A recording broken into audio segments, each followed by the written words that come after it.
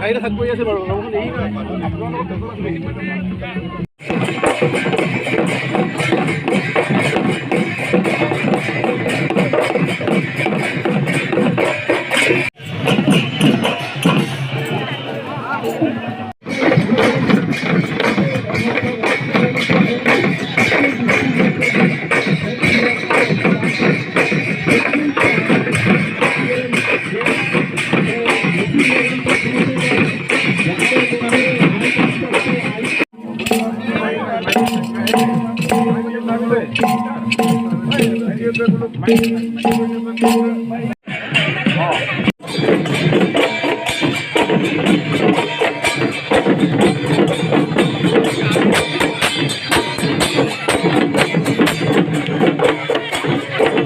অহা 2, 3, 4, 5 ফেব্ৰুৱাৰী তাৰিখে মিচিং স্বায়ত্তশাসিত পৰিষদৰ যিটো স্থায়ী চহৰ চুমনি গাঁৱত টাকা মিচিং পৰংকাবাঙৰ যিটো সোণালী জয়ন্তীৰ সামৰণি অনুষ্ঠানৰ লগতে মিচিং যুৱ মহোৎসৱো অনুষ্ঠিত হ'ব।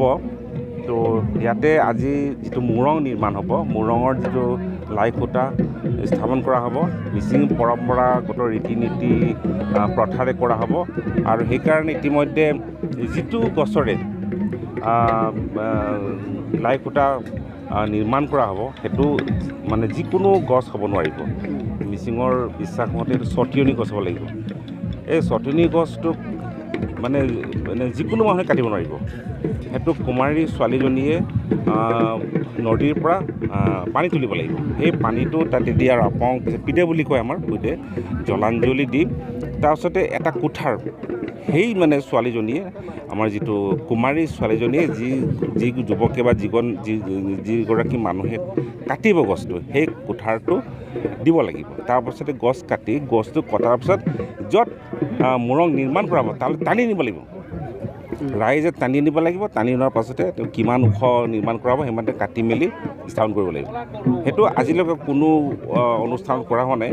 আৰু ক'বলৈ গ'লে আধুনিক সভ্যতা আৰু যিটো সমাজ ব্যৱস্থাৰ মাজত মিচিংসকলে বহুত নিজস্ব ৰীতি নীতি স্বকীয় বৈশিষ্ট্য হেৰুৱাই পেলাইছে। সেইকাৰণে মিচিং বাণিজ্যবাঙে মিচিং জাতীয় সংগঠনৰ সহযোগ পুনৰ উদ্ধাৰৰ প্ৰচেষ্টা চলাইছে। সংৰক্ষণ কৰিলে নহ'ব, বিকাশ কৰিব লাগিব।